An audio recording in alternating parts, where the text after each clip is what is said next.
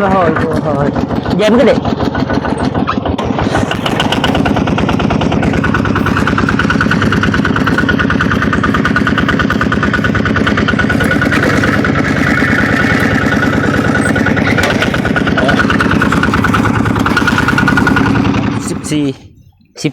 แม่นโอ้เฮ็ดตอนเฮ็ดเรือนหลังนี่เฮ็ดอยู่บ่บ่ได้เฮ็ดเด้อคือไหวเนาะ เอาไปกับเฮ็ดปุ๊บปั๊บเลยแหละเพราะว่ามันถนัดหมด2คนน่ะนะแล้วก็แบ่งเวียกกันเฮ็ดกับอ้ายนี่บ่แม่น เราก็ตัวเฮ็ด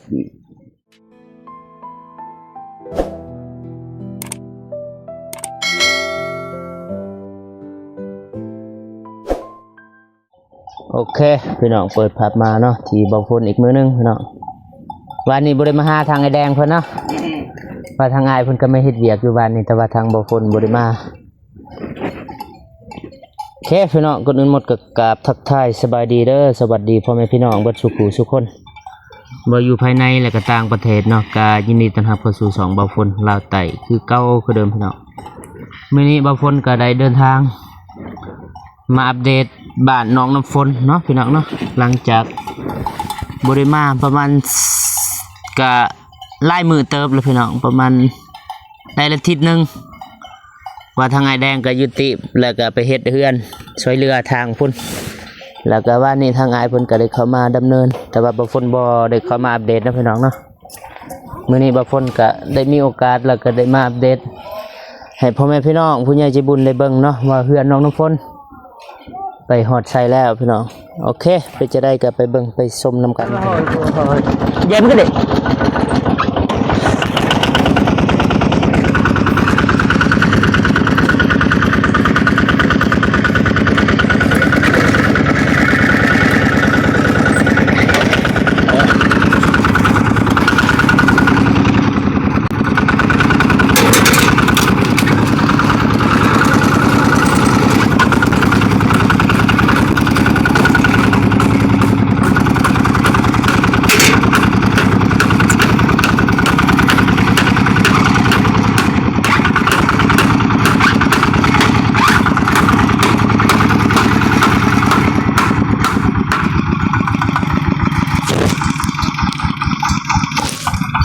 โอ้ย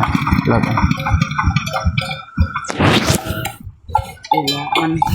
มันลายเพื่อสั่ง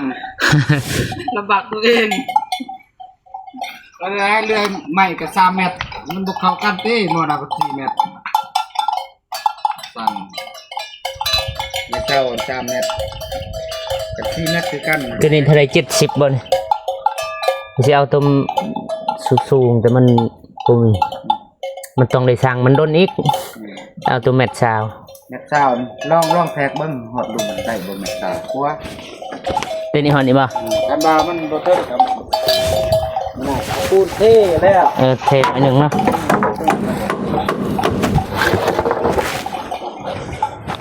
มาเป็นเอาพอดีเอาตีนเสามาส่ง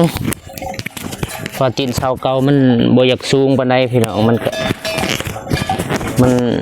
คือพี่น้องเห็นนี่แหละเดี๋ยวบ่ฝนสิถ่ายให้เบิ่งสบายดีน้องฝนสบายดีเด้อนะบ่ฝนสบายดีเด้อทางพ่อแม่ผู้ใหญ่ใจบุญทุกท่านกับเสเด้อฟังไทยฟังลาวลืออยู่ในต่างประเทศลือในบ้านก็ขอสวัสดีสบายดีเบิดสุขคนเด้อบ่ไปเรียนบ่มื้อนี้บ่เขาพักอ๋อปิดเรียนแล้วเนาะพักเรียนแล้วนี่เนาะพี่น้องตีนเสาอันนี้แหละบางทีมันมีปัญหาหน่อยนึง น่าจะถึงอยู่หรือว่าบ่ถึงก็มีแต่เทเอาเนาะไอ้แดงเนาะโดยทั้งพอดีเลยสบายดีได้ไอ้แดงเด้อพอดีงามเลยโอ้ถือว่าประตูบ่ทันได้ติดเนาะบานประตูมื้อนี้กะว่าได้ติดโอ้เฮ็ดตัวนี้ก่อนเนาะน่าจะแม่นมื้ออื่นแล้วบานประตูจังน้อยก็แล้วนี่จะน้อยก็มุ่งขึ้นอ๋อได้แล้วก็ติดเลยซื้อปลามาปิ้งตัวนึงซื้อ2 ตัวกินอยู่กันตัวนึง มาว่านี่ก็บ่อยากรบกวนน้องอะนะอย่าไปเวียกไปงานเฮาก็ พอดีเมื่อใส่กองมัน โดยมาผู้เดียวก็เลยบ่โทรแม่น้ำเพิ่นว่าโทรบ่อย่าแล้วเขาว่ารบกวน เอาน้ำฝนเอาอันนี้นะ ของฝากไอ้แดงพูนแต่ดนแหละ โอ้ แต่ดนจะไปบ่ได้มาให้ แต่พุ่นแหละได้เป็นเดือนแหละเดือนช่องเดือนมาจากเครื่องแม่พิมพ์ มีเงินอยู่ดอกเราบอกว่ามีเครื่องฝากให้เรา เอาไปให้ไอ้แดงพุ่นไปให้ไอ้แดงแกะเบิ่งเลยตอนนี้มีโอกาสสิพักกินข้าวเนาะ ขอบใจแล้ว อยากให้แกะเบิ่งแล้วไอ้แดงแกะเสื้ออะไรเสื้อ คุณแม่ใจดีเลย เครื่องแต่ดนแหละของกินก็มี แต่ว่า มันอยากกินบ่อยากได้แน่ก็เลย บางอันก็ทิมบางอันก็บ่ฝนกินนะมันเป็นซีนนะมันอยากบูดแน่มันเน่ามันขึ้นลา เครื่องใหม่มือเปื่อนเด้อ ทรงเสื้อบ่ เสื้อส่งนี่แหละ ให้น้องน้ำฝนถือเบิ่ง คนมาเดินแย่ โอ้พอดีเป๊ะเลยได้นี่ งาม เหมาะกับอ้ายเอามาให้อ้ายแน่น้องฝน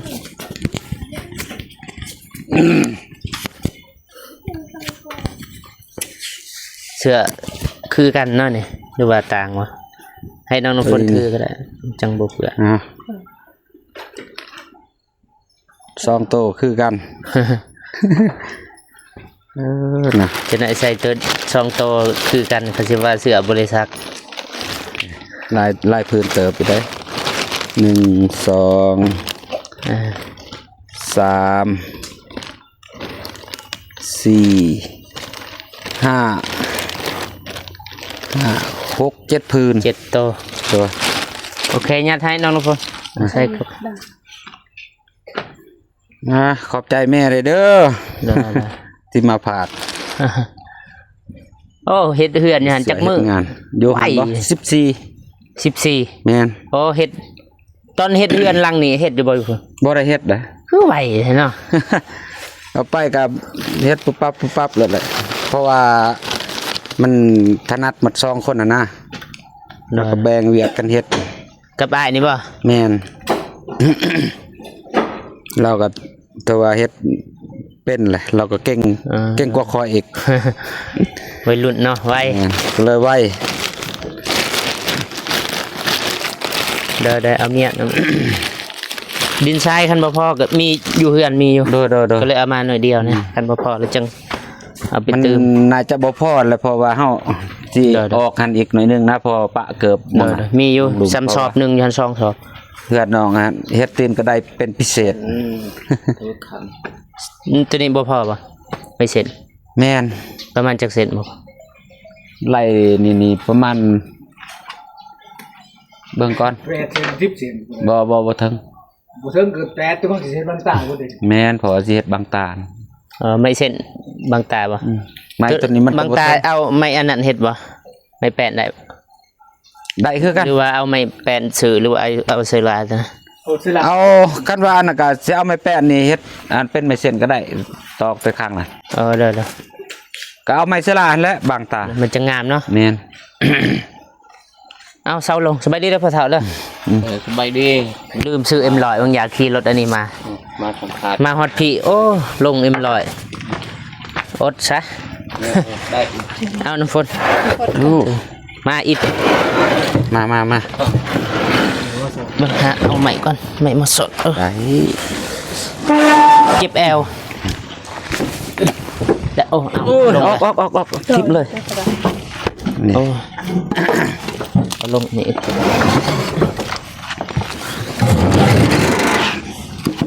ก็เดี๋ยว มีวิธีเนาะ แม่นมาพี่เนี่ยมันหนัก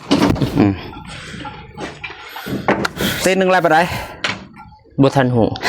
เปลี่ยน โอ้โห คันบ่ได้ใส่ตัวนี้เอาตัวนี้ไปส่งค่ะแล้วก็สิเพิ่มเงินให้เขาเท่าใดเขาสิเอา แม่น 200,000ปลายบ่ อยู่ไสสแตง อยู่หัวเซ โอ้อยู่เพื่อนสร้างหน่อยเพิ่น แม่น สบายอยู่ดอกแล้วก็ แม่น ง่ายมันบ่ได้ก็เปลี่ยน แล้วก็มันราคามันบ่คือกัน แม่น มันเท่าใดเฮาก็เพิ่มมันลบใส่ตัวนี้ แม่น ตัวนี้ประมาณว่า8-90เนาะ ตัวนี้บ่ แสนหนึ่ง จังหวะที่บ่จื้อกันดนนะ เขาก็มีแต่สิถามราคาอยู่หั่นเท่าไหร่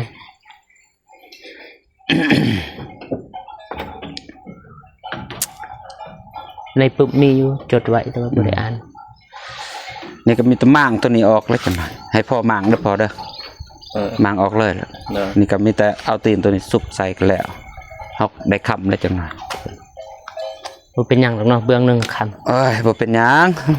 สบาย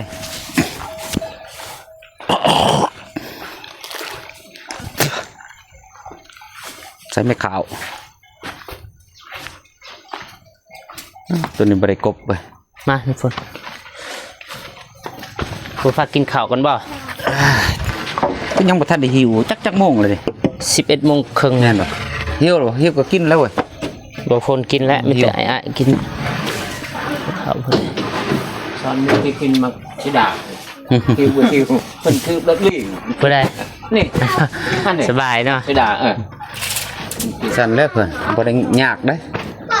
ต้องอยู่ของกิน ประมาณจักเส้นอ้ายไม่เส้น ไม่เส้นบ่ โอ้โอ้คันว่าอ้ายสิใส่อันนี้บ่ได้ใส่บ่ไม่เส้นสมมุติว่าสิใส่บางตา ใส่แล้ว ใส่บ่ประมาณจักเส้นอ่ะ ไม่แปดนะไม่เส้นนี่ประมาณว่า8เส้นนี่แหละ 8เส้นอยู่เฮือนบ่ฝนมีอยู่แต่มันบ่อยากซื้อนะได้บ่ คันว่า อ๋อ ก็ได้คือกันห้องที่ผมตังเราต้องเล่นข้างล่าง อ๋อ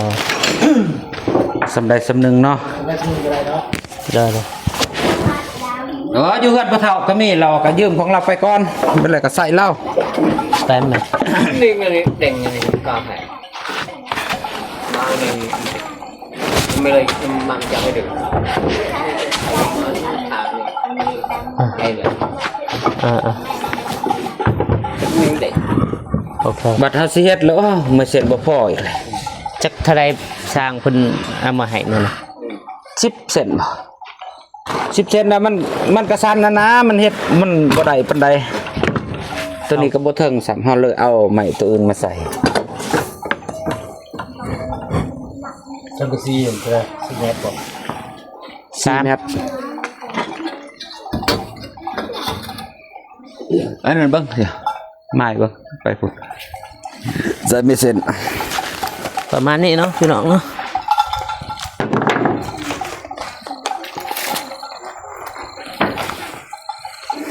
บ่ได้ไปอัปเดตซ้ำเนาะอยู่กันดอน บ่ ว่าสิไปมื้อนี้ก็บ่ได้ไปอีกกับบ่เจ็บบ่น้องเมฆ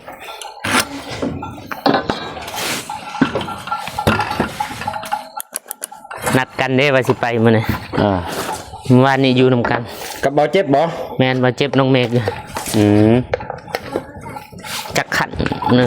2 3 4 5ขันเนาะ นี่ ไม่ใช่โอ้รักหน่อยอีกต่อไม่ใช่คุณอาจารย์ไม่หาเรา ตัวแม่นตัวซื้อน้ำลังกันซ้ำเป็นหา ถ้ามันหากเอาสำนันแหละได้ดีไปผ่าดับโอ้ ไฟดับบ่จักเนาะ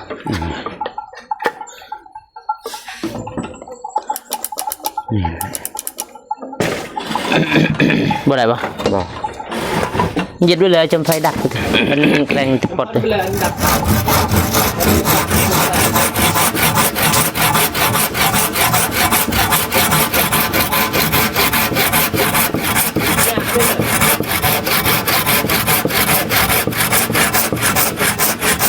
เป็นเครื่องมือเครื่องอุปกรณ์มันครบง่ายเอาเห็ดไว้คือเพื่อนน้อง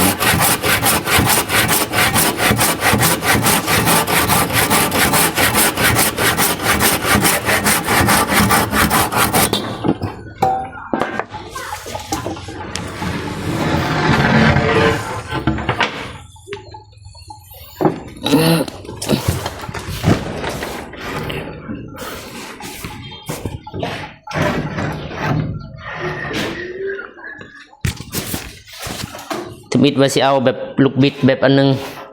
ยันมันบ่ทนแบบนี้เฮาใส่จันฮอดมือนี่ อยู่ สิ เพื่ พ อ อน30 ปี อยู่บ้าน แม่นอยู่เพื่อนนี่อยู่บ้านเฮา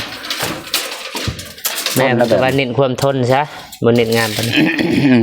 จนได้เปลี่ยนเลย เอาตัวนี้แล้วงาม คือตู้ดิกับบริกัน แม่นบ่ เป็นเยอะ เพราะว่าตัวนี้มัน บ่ได้ย้อนต้นอั มันบิด ปาด มันบิดกับล็อกมันต่างเด้ตัวนี้มันทนบ่นั้นบัดตัวนั้นมันล็อกกับบอลเดียวบิดกับบอลเดียว ดังน้ำดินอยู่ในเก็บสว่าง ไก่แล้ว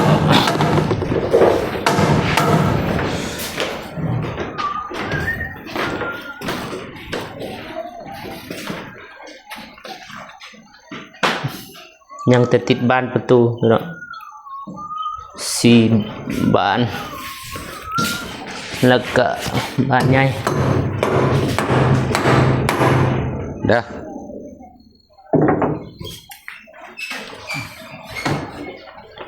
แมทบ่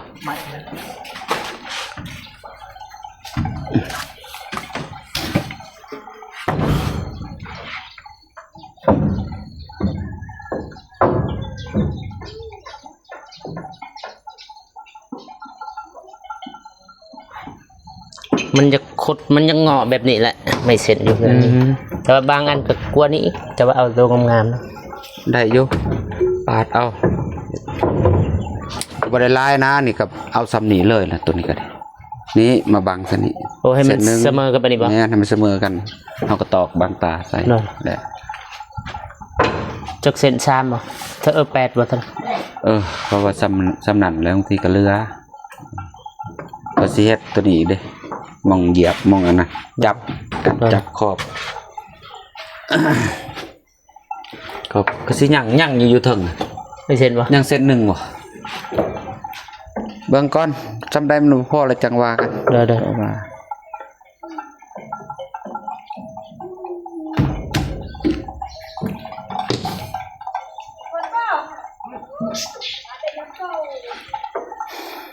ๆบึกคอมเมนต์นะสีลงเป็นอัปเดตตับ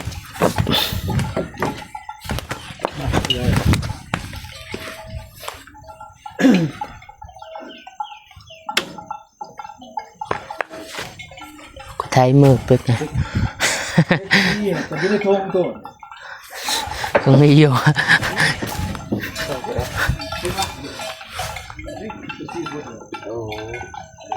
สูงเนาะเฮือนน้องน้ำฝนสูงกว่าบ้านน้องหา สูงกว่าบ้านน้องฮานนั่นไม่เซา3 เมตรบัดของเรา4 เมตรประตูตารางก็ได้ แม่น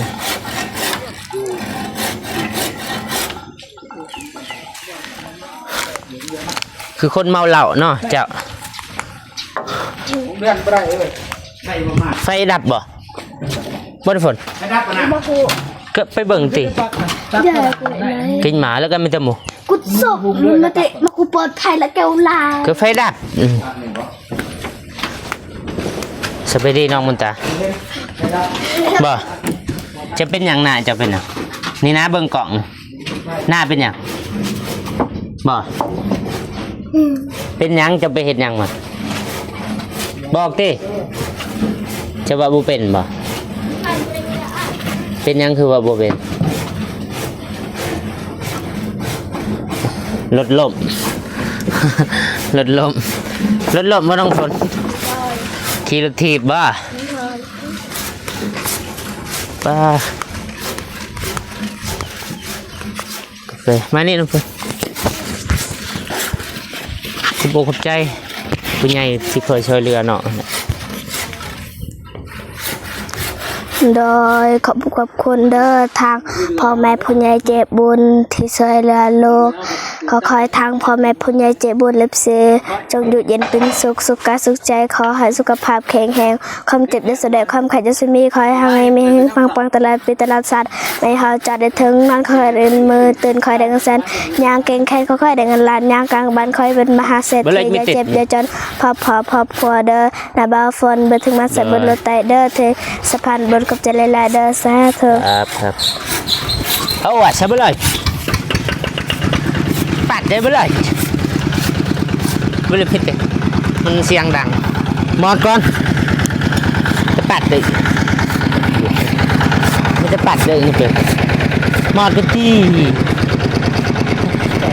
อ่ะตาได้ยักมืออ่ะนะเดินเจ้าว่าเจ้า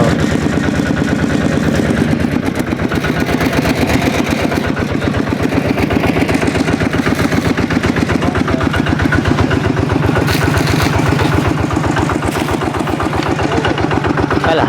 กระเทยนี่ไม่ติด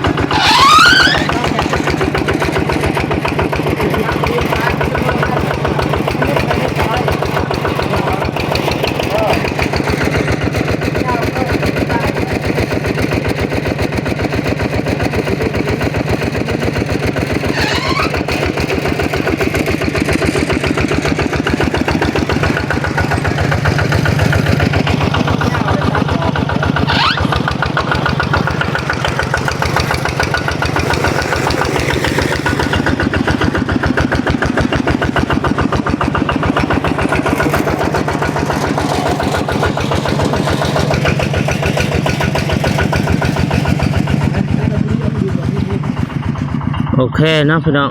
บ้านน้องน้ำฝนก็จะประมาณนี้แหละทางสร้างแล้วก็ทางไอ้แดงเพิ่นก็จะพักกินข้าวกินน้ำประมาณอีกมื้อนึงน่าจะแล้วเนาะบ่มื้อนี้ก็มื้ออื่นน่าจะเรียบร้อยพี่น้องมีแต่ว่าถ้า FC แล้วก็พี่ใหญ่ญี่ปุ่นเบิดทุกคนติดตามไปนำกันเนาะแล้วก็เหลือขั้นตอนสุดท้ายก็คือขึ้นบ้านใหม่น้องน้ำฝนเนาะแล้วก็บ่ทันฮู้เพราะว่าทางเพิ่นก็บ่ทันมีงบพี่น้องงบขึ้นบ้านใหม่ขึ้นก็บ่ได้เฮ็ดพิธีใหญ่หลวงพี่น้องก็เฮ็ดซำแล้วฮิตแล้วของก็ปัจจุบันนี่ก็บ่ทันได้ฮู้บ่ทันได้วางแผนเพิ่นเพราะว่างบเพิ่นก็มีแต่3ล้านบ่ที่ไอ้เตียงเพิ่นมามอบในมื้อนั้นเนาะก่อนที่ว่าทางไอ้เตียงเพิ่นจะเมื่อบ้านโอเคพี่น้องก็ดูหมดก็บ่พ้นก็บ่ใจผู้ใหญ่ใจบุญที่ทุกท่านเนาะที่เข้ามาเบิ่งมาติดตามรับชมสองของบ่พ้นขอให้ผู้ใหญ่ใจบุญที่ทุกท่านเบิดสุขสุขคนจงอยู่เย็นเป็นสุขสุขกายสุขใจเด้อสุขภาพแข็งแรงความเจ็บป่วยใดความภัยบ่มีให้ร่ำให้รวยปรารถนาสิ่งใดขอให้ได้สิ่งนั้นสมดังปรารถนาสาธุโอเคพี่น้องบ่พ้นก็สิขอจบคลิปเนาะพอๆกันคลิปต่อไปสำหรับคลิปนี้บ่พ้นขอกล่าวคำว่าสบายดีเด้อบ๊ายบาย